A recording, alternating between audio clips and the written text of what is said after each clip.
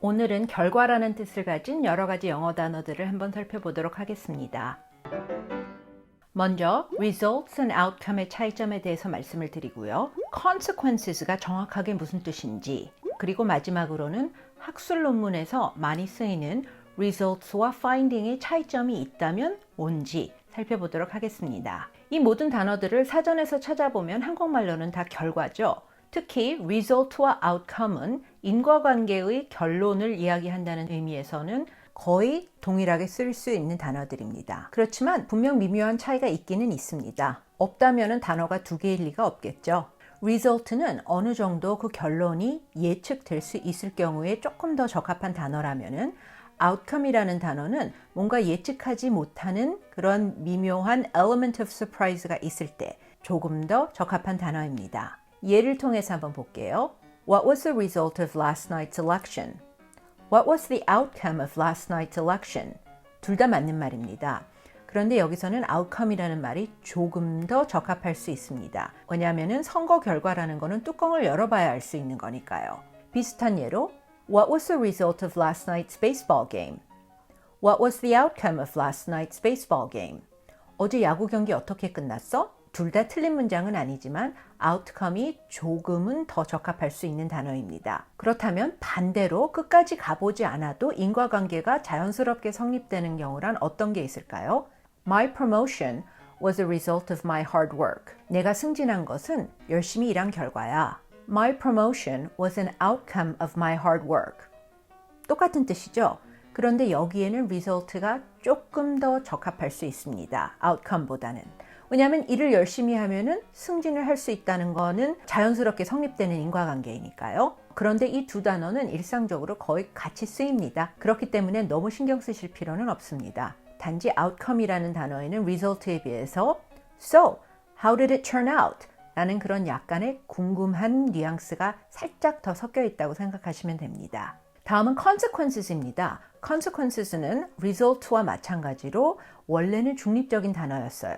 result라는 것은 결과라는 것은 there can be good results and there can be bad results. 좋은 결과가 있을 수 있고 나쁜 결과가 있을 수 있죠. 그런데 consequences라는 단어를 여러분들께서 언론이나 대중매체를 통해서 접하실 때 어떤 중립적인 의미에서의 결과라기보다는 negative한 result, 부정적인 결과를 이야기할 때 더 많이 쓰는 말입니다. consequences라는 단어를 보셨을 때 일단은 부정적인 결말이라고 생각을 하고 해석을 하시고 뭔가 어색하다 싶으시면 치러야 하는 대가라고 해석을 해보시면 둘 중에 하나는 거의 해석이 가능할 거예요. 예를 들어 한번 볼게요. A lot of people died as a consequence of bad leadership. 나쁜 리더십의 결과 많은 사람들이 죽었다. A lot of people died as a result of bad leadership. 틀린 문장은 아닌데요. 이 문장에서는 consequence라는 단어를 결말 대신 쓸 가능성이 더 높습니다. 왜냐하면 사람이 죽는 것만큼 부정적인 결말이 또 뭐가 있겠습니까? 그러니까 result라는 단어보다는 consequence라는 단어가 훨씬 더 적합합니다. 그런데 consequences는 치러야 하는 대가라는 뜻으로 훨씬 더 많이 쓰입니다. 다음 문장들을 한번 보세요. Actions have consequences. You have to face the consequences of your actions. 행동은 부정적인 결론이 있어. 당신은 당신 행동의 부정적인 결론에 직면해야 돼. 뭔가 해석이 어색하죠? 여기서 consequence는 치러야 하는 대가라는 뜻입니다. 뭔가 행동을 취하면 그에 응당 치러야 하는 대가가 있기 마련이다. 신문 머릿기사 두 개 볼게요. Elections have consequences. 여기서 consequences를 부정적인 결말로 해석을 하시면 해석이 잘 안 됩니다. 선거는 부정적인 결말이 있다? 꼭 그렇지 않죠? 선거랑 긍정적인 결말이 있을 수도 있죠. 여기서 elections have consequences라는 것은 선거라는 것은 어떻게 사람들이 투표를 하느냐에 따라서 치러야 하는 대가가 있기 마련이다 라는 뜻입니다. 또 이런 머릿기사도 있습니다. What will be the consequences of Brexit? 브렉싯의 결과는 무엇일까요? 브렉싯의 부정적인 결과는 무엇일까요? 이 두 가지보다는 브렉싯으로 인해서 우리가 치러야 하는 대가는 무엇일까요? 라고 해석을 하시면 그 뜻이 더 정확합니다. 그런데 제가 consequences라는 단어를 가지고 영상을 만들어야겠다라고 생각을 하고 나니까 24시간 동안 unintended consequences라는 표현을 2번이나 듣게 됐습니다. 그런데 재밌는 거는 두 번 다 소셜미디어의 폐해에 대해서 이야기를 하면서 사용되었습니다. 이 표현들이. 첫 번째는 신문 기사인데요. Over the past several years, we've learned a lot about the unintended consequences of social media. 우리는 지난 몇 년 동안 소셜미디어의 예상치 못한 부정적인 결과 혹은 소셜미디어로 인해서 예상치 못하게 우리가 치러야 하는 대가에 대해서 많이 알게 되었습니다. 두 번째는 오늘 저녁에 HBO 다큐멘터리를 보고 있었는데 그것도 역시 소셜미디어의 폐해에 대한 것이었습니다. 거기에 다음과 같은 장면이 나왔습니다.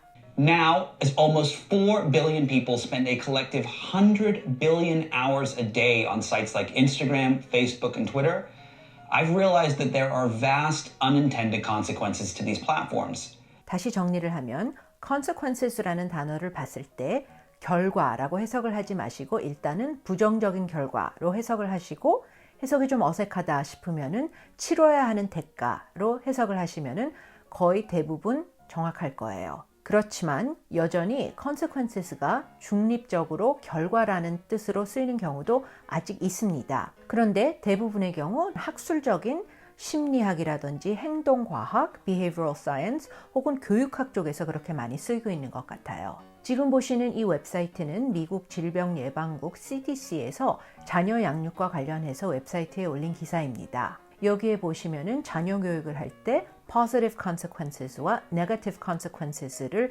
정확하게 구분을 해줘야 아이가 옳고 그름을 판단할 수 있다라는 그런 내용이 있습니다. 그렇지만 consequences는 일반적으로는 부정적인 결과 혹은 치러야 하는 대가로 많이 쓰이는 단어입니다. 마지막으로는 학술 논문에 나오는 results와 finding이라는 단어의 차이점에 대해서 이야기를 해볼게요. 이거는 정말로 따지기 위한 따짐입니다. 영어로 하자면은 it's like splitting hairs.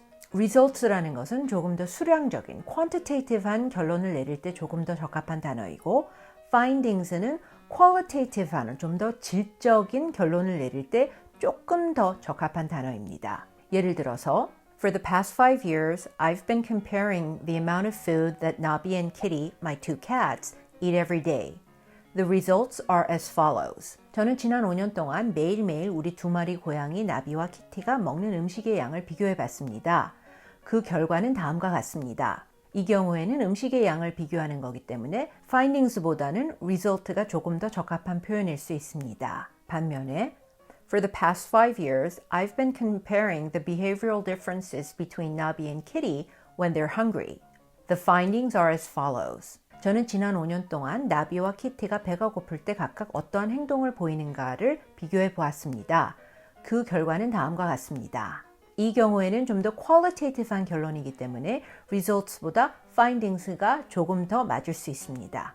But like I said, I'm splitting hairs. I think they're interchangeable words. 그렇지만 이건 정말 따지기 위해서 따지는 거고요. 이 두 단어는 일반적으로 서로 바꿔가면서 많이 쓰입니다. See you in the next video.